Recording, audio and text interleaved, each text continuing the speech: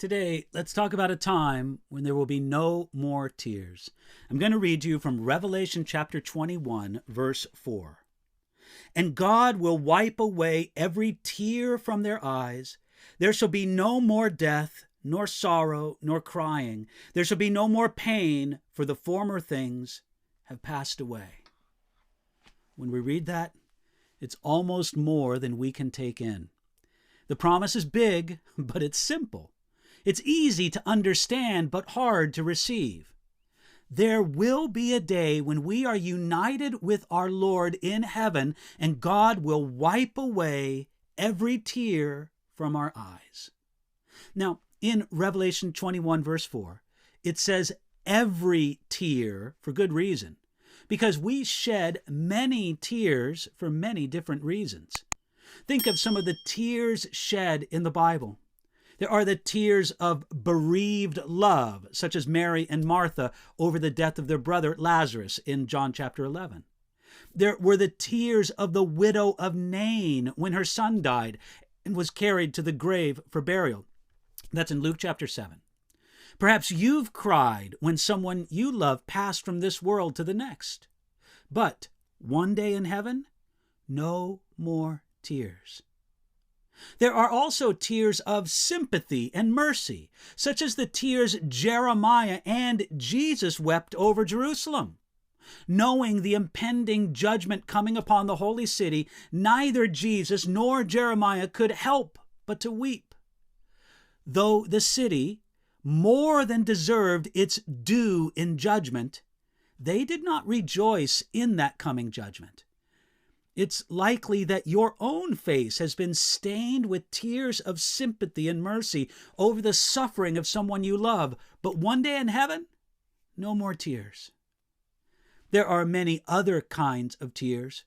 There's tears of persecuted innocence shed when the righteous suffer. That's in Job 31, verse 31. There's tears of fear and uncertainty mentioned in Psalm 6, verse 6.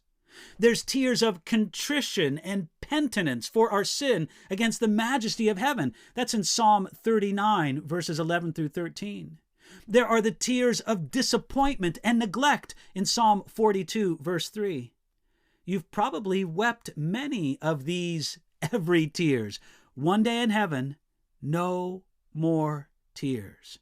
Whatever tears roll down the cheeks of mortal men and women in heaven, they will be dried forever.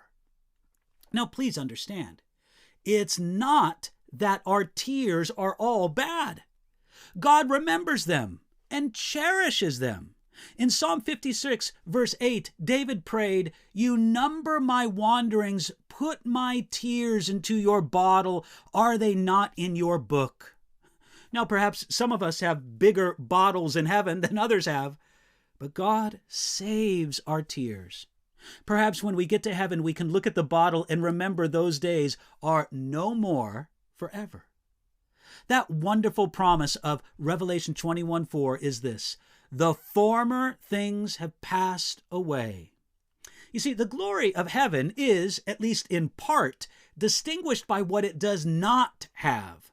No tears, no sorrow, no death, no pain. This is a case where less is certainly more. We come into this earth with a cry, and we leave it with a weak, feeble groan.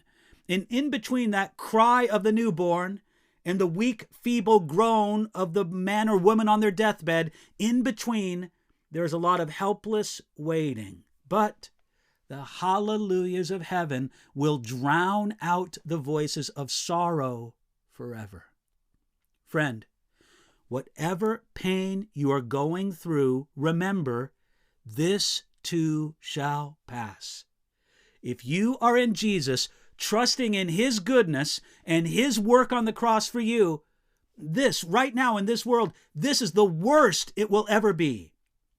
Now, tragically, for those who reject Jesus and try to make their own way before God, this life, even with all its tears, this is the best that it will ever be.